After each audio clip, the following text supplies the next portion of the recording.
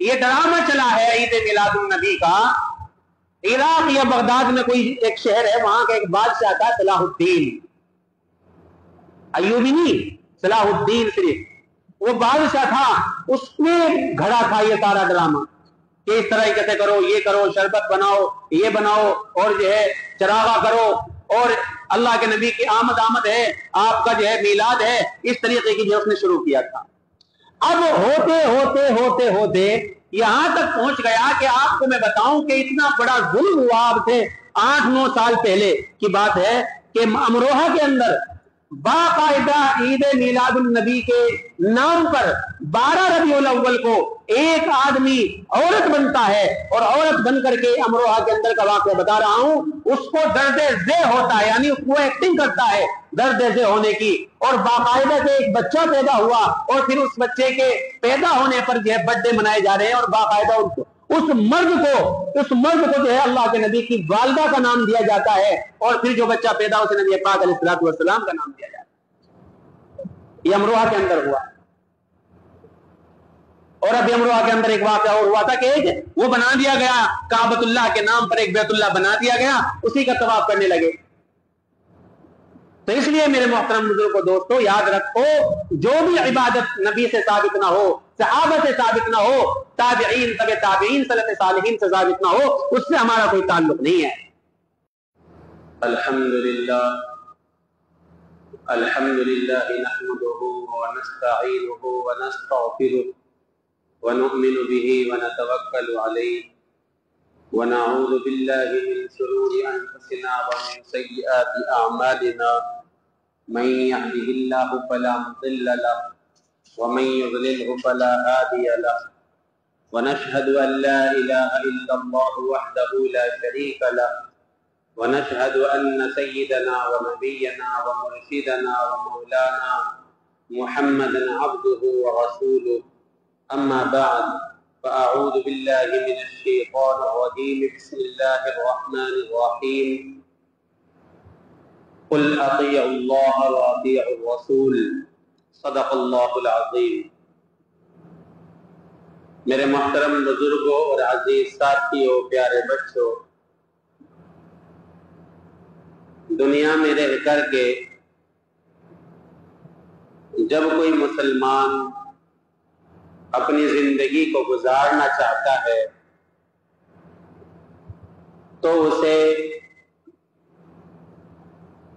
اللہ کے حکم پر زندگی گزارنی پڑے گی, اور اس کے بعد نبی کا طریقہ دیکھنا پڑے گا.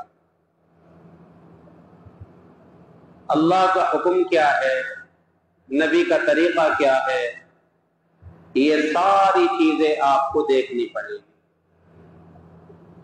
اگر آپ چاہتے ہیں کوئی بھی عبادت کرنا تو اپنی مروجہ عبادت کے ذریعے سے,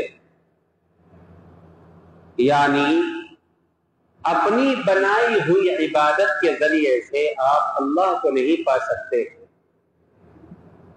جب تک کہ وہ عبادت, وہ طریقہ نبی پاک علیہ الصلوۃ والسلام سے ٹیلی نہ کر جائے, مل نہ جائے, مشابہ نہ ہو جائے, جب تک وہ عبادت آپ کی قابل قبول نہیں ہے, چاہے آپ کی نماز ہی کیوں نہ ہو. یہ نماز جو ہم پڑھتے ہیں, ہم کیا سمجھتے ہیں کہ یہ قبول ہو جاتی ہے جیسا ہم پڑھتے ہیں, جبکہ نماز کا حکم تو یہ ہے کہ بندے کا اور اللہ کا کنیکشن ڈائریکٹ ملا ہوا ہو. لیکن ہم جب نیت باندھتے ہیں, نیت باندھتے ہی ہماری ساری تر توجہ کوئی کھیل میں مصروف ہے, کوئی سفر میں مصروف ہے, کوئی اپنے گھر کے ماحول میں گیا ہوا ہے, کوئی اپنی تجارت میں ہے, کوئی زراعت میں ہے, کوئی کاشتکاری میں ہے.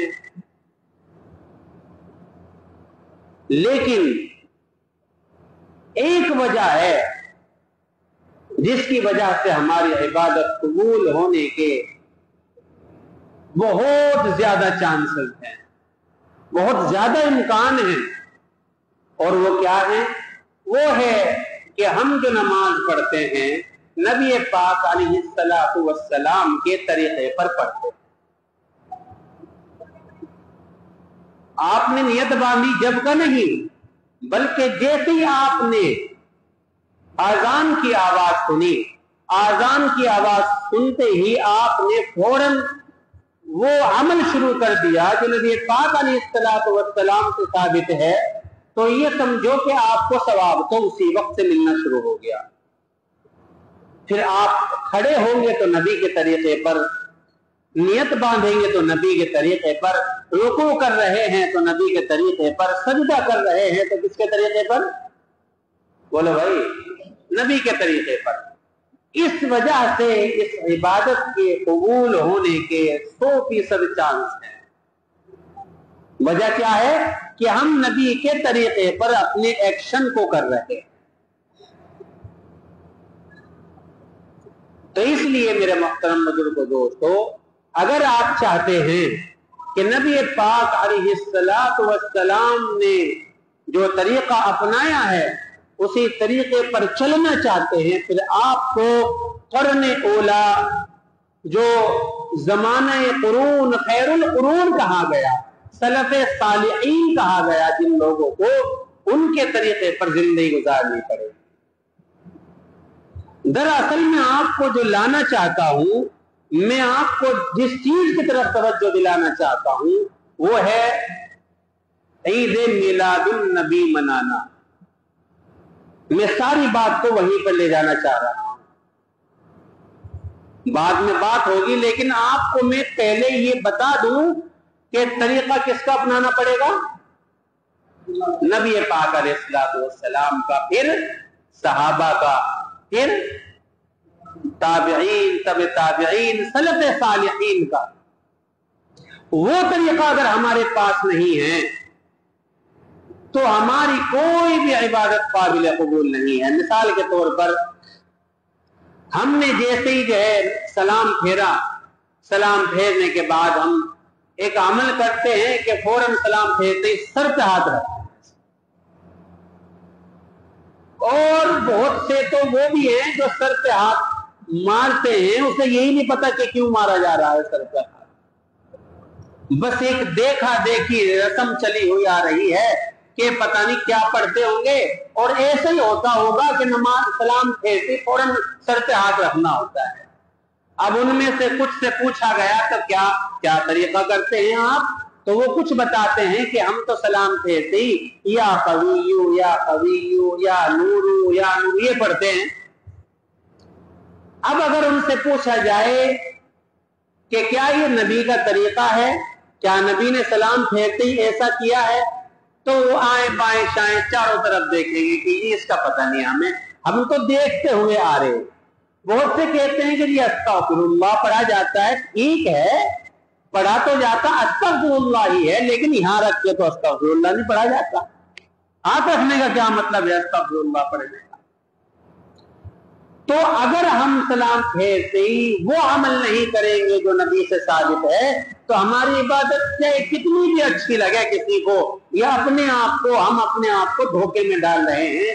تو نبی پاک علیہ الصلوۃ والسلام سلام پھیرتے ہی آپ کا عمل یہ تھا کہ آپ 3 مرتبہ استغفر اللہ استغفر اللہ استغفر اللہ پڑھتے،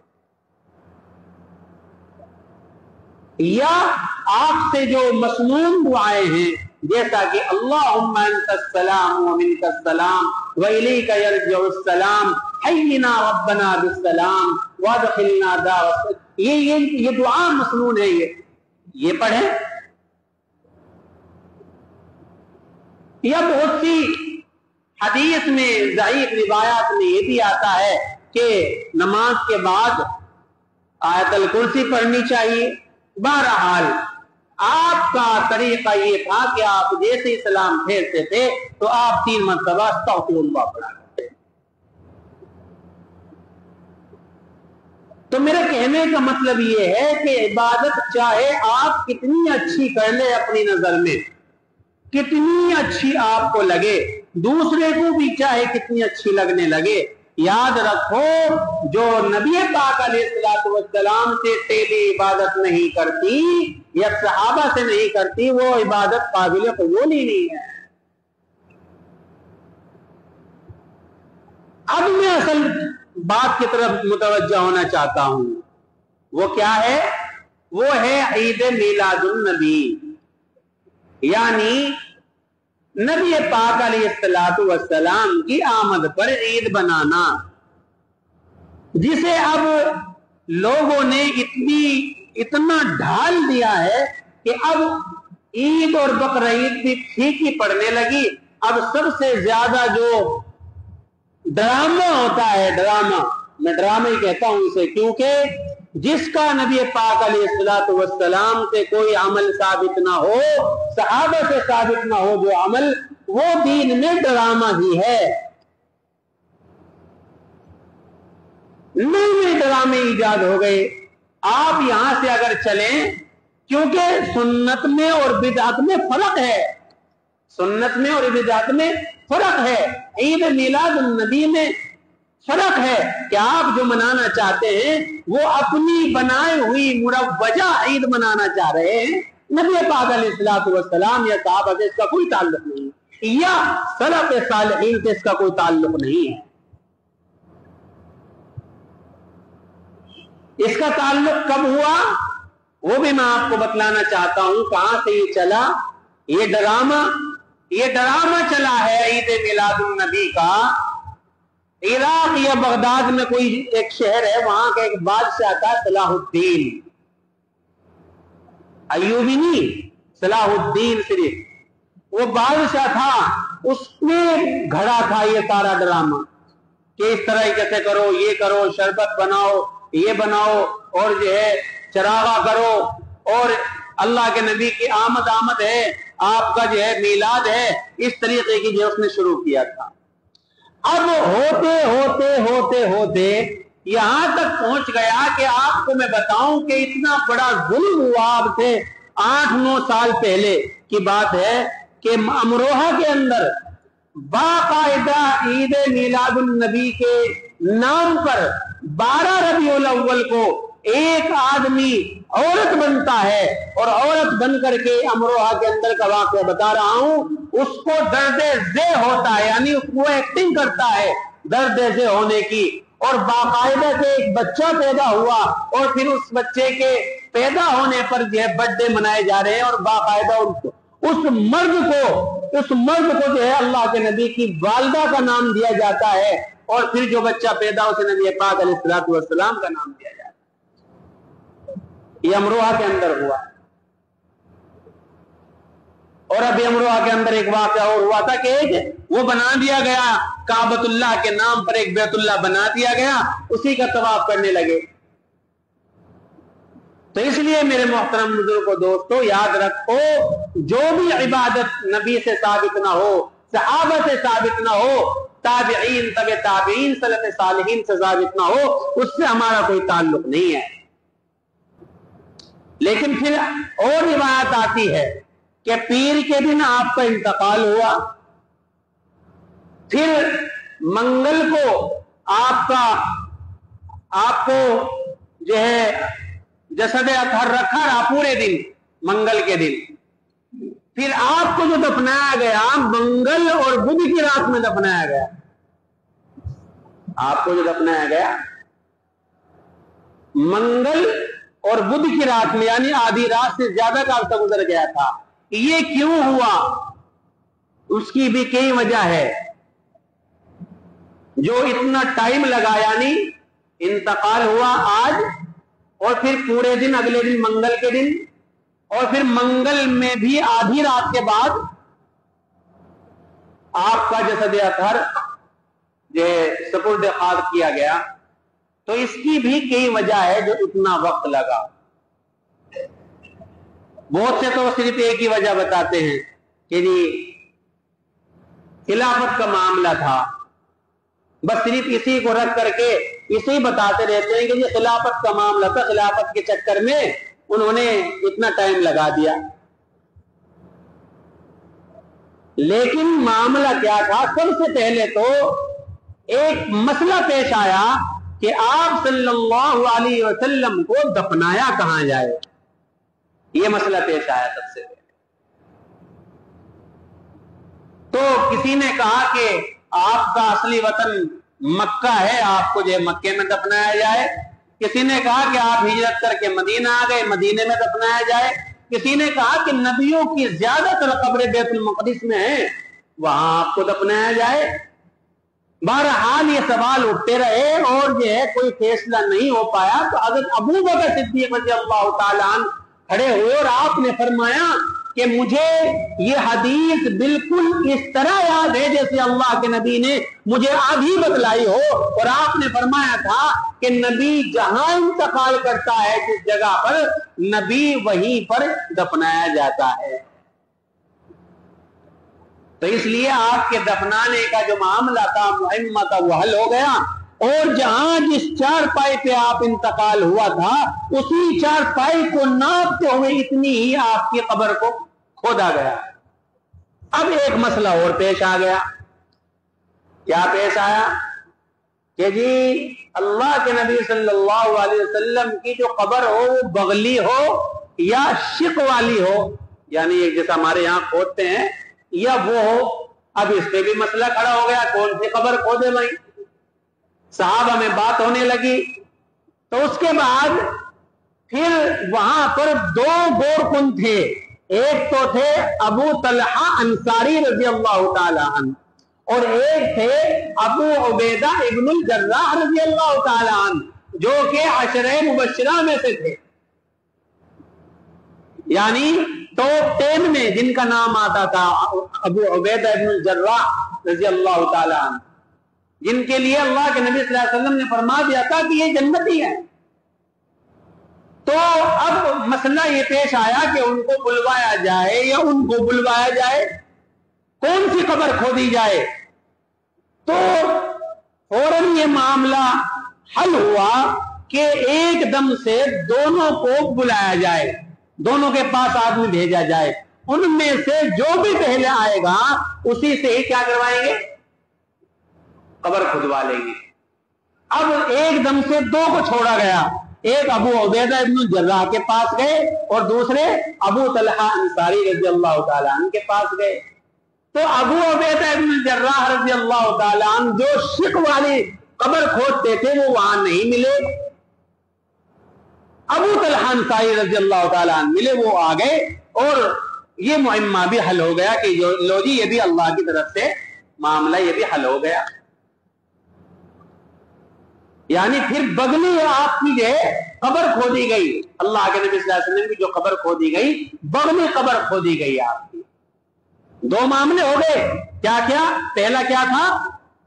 ہے کسی کو یاد؟ ہاں، کہاں دفنایا جائے، پہلا مسئلہ تھا کہاں دفنایا جائے، اس میں وقت لگا۔ دوسرا مسئلہ کہ آپ کی قبر کیسے کھودی جائے۔ تیسرا مسئلہ بھی پیش آیا، وہ یہ کہ آپ کو نہلایا جائے یا نہیں نہلایا جائے، اور آپ کو جو ہے آپ کے کپڑے اتار کر کے نہلایا جائے یا آپ کے انہی کپڑوں میں نہلایا جائے۔ اس وجہ سے بھی دیر ہوئی۔ اب جو ہے معاملہ مسئلہ یہی طے ہوا کہ اللہ کے نبی صلی اللہ علیہ وسلم کو کہ کپڑے نہیں اتارے جائیں گے، بلکہ جن کپڑوں میں انتقال ہوا ہے انہی کپڑے میں آپ صلی اللہ علیہ وسلم کو نہلایا جائے گا اور انہی میں آپ کو دفنایا جائے گا۔ کتنے مسئلے ہو گئے؟ جو صرف ایک ہی بتاتے ہیں نا کہ خلافت کے مسئلے میں لڑائی چل رہی تھی، اس وجہ سے دیر ہوئی، یہ ہے نہیں اہم مسئلے بھائی۔ قبر کا کہاں کھدے، غور و فکر ہونے لگی، کسی کو نہیں پتا کہاں کھودنی چاہیے، نہلایا جائے یا نہ نہلایا جائے، اور اسی طریقے سے بغلی قبر کھودی جائے یا شق والی قبر کھودی جائے۔ چوتھا مسئلہ پیش یہ آیا کہ خلافت کس کو دی جائے، خلافت کا مسئلہ، کیونکہ خلافت کا مسئلہ بہت اہم تھا اس وقت، اور ہوتا بھی یہی ہے۔ صدر جب انتقال کر جاتا ہے تو تب تک اس کی موت ڈکلیئر ہی نہیں کرتے۔ آج یہاں بھی دیکھ لے گا، صدر کا جو ہے انتقال ہو جائے تو اس کی موت ڈکلیئر نہیں کریں گے جب تک کہ دوسرا نام زد نہ کر لیا جائے۔ بہت اہم مسئلہ ہوتا ہے۔ تو اب خلافت کا مسئلہ بھی تھا. اب یہ مسئلہ بھی جو ہے حل ہوا کہ جو ہے خلافت حضرت ابو بکر صدیق رضی اللہ تعالیٰ عنہ کو دی جائے. اب ایک مسئلہ اور پیش آیا کہ آپ کی امامت کون کرے, آپ کی نماز جنازہ کیسے پڑھی جائے. صحابہ کوئی ایک جگہ تو بیٹھے نہیں تھے, کہیں کچھ کتنے صحابہ تھے, کہیں کتنے صحابہ تھے, کوئی کہیں تھا کوئی کہیں تھا. اب پھر یہ مسئلہ پیش آیا, اس کو بھی حضرت ابو بکر صدیق رضی اللہ تعالیٰ عنہ نے حل کیا. آپ نے فرمایا کہ نبی کا کوئی امام نہیں ہوتا, نبی زندہ بھی امام اور مرنے کے بعد بھی امام. آپ کی نماز جنازہ کوئی نہیں پڑھے گا, بلکہ اب آپ کے حجرے میں جتنے آدمی آتے تھے غالباً 10 آدمی کا آپ کے حجرے میں جاتے اور جو ہے نماز جنازہ پڑھی جاتی, اور وہ باہر آ جاتے, اس کے بعد 10 جاتے, پھر وہ باہر آ جاتے. اس وجہ سے دیر ہوئی. اور دماغ میں کیا بٹھایا جا رہا کہ بھی خلافت پہ لڑائی ہو رہی تھی, اس وجہ سے دیر ہوئی. بھلا اتنے صحابہ نے نماز جنازہ پڑھی, 10 آدمیوں نے, وہ آ جاتے, پھر دوسرے آتے, باہر بھی کھڑے ہوں گے, نکلنے میں بھی دیر لگتی ہوگی, اندر جانے میں بھی دیر لگتی ہوگی, یا نہیں لگتی ہوگی بھائی. تو اس لیے میرے محترم بزرگوں دوستو, اللہ کے نبی صلی اللہ علیہ وسلم کا جو انتقال ہوا وہ 12 ربیع الاول کو ہوا. اب یہ عید میلاد النبی یاد رکھیں, میں اس کا قائل تو ہوں کہ اللہ کے نبی صلی اللہ علیہ وسلم کے اقوال کو, افعال کو, کردار کو, آپ کے حسب و نسب کو, آپ کی زندگی کو, آپ کی حیات طیبہ کو بیان کیا جائے, لیکن حرام طریقے سے نہیں.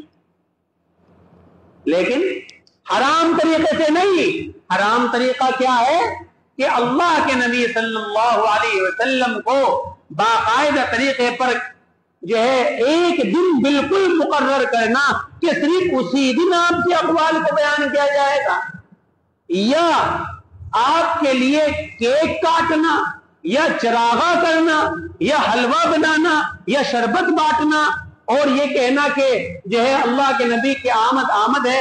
نہیں, اس طریقے پر نہیں ہے. نبی پاک علیہ الصلوۃ والسلام, ایک تو ہوتی ہے کام کرنا عبادت سمجھ کر کے, اسے تو کہتے ہیں بدعت. ایک تو کام کر رہا آدمی عبادت سمجھ کر کے, اور اس کا کہیں بھی نبی سے کوئی واسطہ نہیں ہے, صحابہ سے کوئی واسطہ نہیں ہے, تابعین, تبع تابعین, سلف صالحین سے کوئی واسطہ نہیں ہے. اگر وہ اس کام کو عبادت کر کے سمجھ کے کر رہا ہے, یہ تو ہے عبادت. اور اگر وہ کام ان سے ثابت نہیں ہے پھر وہ کر رہا ہے, وہ اسے کہتے ہیں رسم. اسے کیا کہتے ہیں؟ رسم.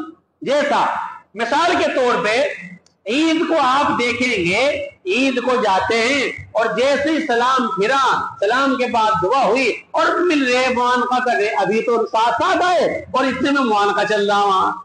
لیکن یہ کیا ہے, وہ عبادت سمجھ کے نہیں کرتے, وہ اسے بس ایسے ہی کر رہے.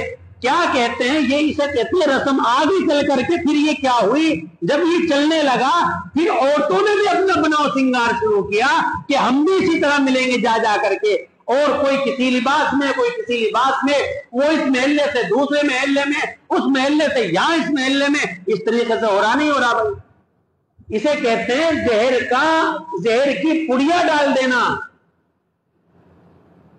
تو بدعت بھی حرام ہے اور رسم بھی حرام ہے.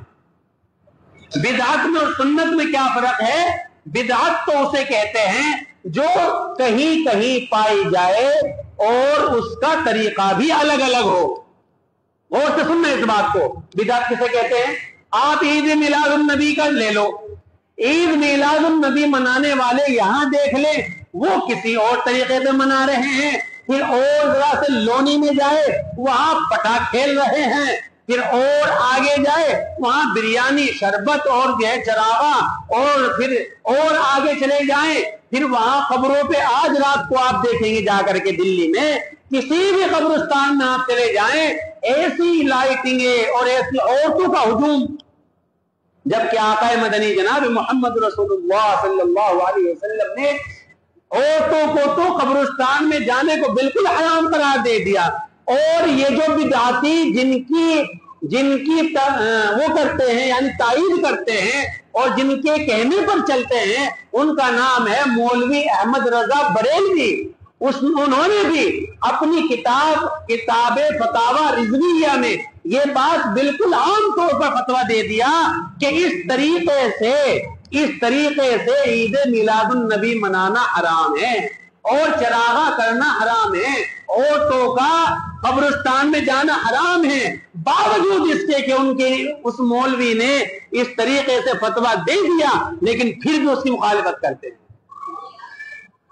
تو اس لیے میرے محترم بزرگوں دوستوں، کہنے کا مطلب یہ ہے کہ ہم نہ تو بدعت میں پڑے، میں نے کہا نا بدعت میں یہ فرق ہے کہ کہیں کہیں ملے گی اور اس کا طریقہ بھی الگ الگ ہوگا۔ کنڈے ہیں، کنڈے کہیں کہیں ملیں گے، کوئی کسی طریقے سے بنا رہا، کوئی کسی طریقے سے بنا رہا، یا جو ہے ماتم دیکھ لیں آپ، تعزیہ دیکھ لیں، کوئی اس دن 10 محرم کو کسی طریقے سے کر رہا، کوئی کسی طریقے سے کر رہا، اور اسی طریقے سے آپ 12 شب برات دیکھ لیں، شب برات میں بھی آپ جو بدعتیں نکالتے ہیں وہ بھی کہیں کسی طریقے سے ہے، کہیں کسی طریقے سے ہے۔ یہی وجہ ہے اسے کہتے ہیں بدعت۔ اور اگر سنت پہ آپ آ جائیں، آپ کہیں کا بھی آدمی لے کر کے آ جائے دنیا کا، وہ یہاں آ کر کے آپ جب فجر کی نماز پڑھے گا تو فجر کی نماز میں وہ 2 سنتیں ہی پڑھے گا، یوں نہیں کہے گا کہ ہم تو 4 پڑھتے تھے، ہم تو جو 6 پڑھتے تھے، بلکہ کتنی پڑھے گا؟ 2 ہی پڑھے گا، کیونکہ سنت ہر جگہ ہوگی اور ایک جیسی ہوگی، بدعت جگہ جگہ ہوگی، کچھ جگہ ہوگی اور اس کا چہرہ بالکل بگڑا ہوا ہوگا۔ اللہ ہم سب کو بدعتوں سے، خرافات سے، رسموں سے ہمارے بچوں کی حفاظت فرمائے۔ وآخر دعوانا الحمد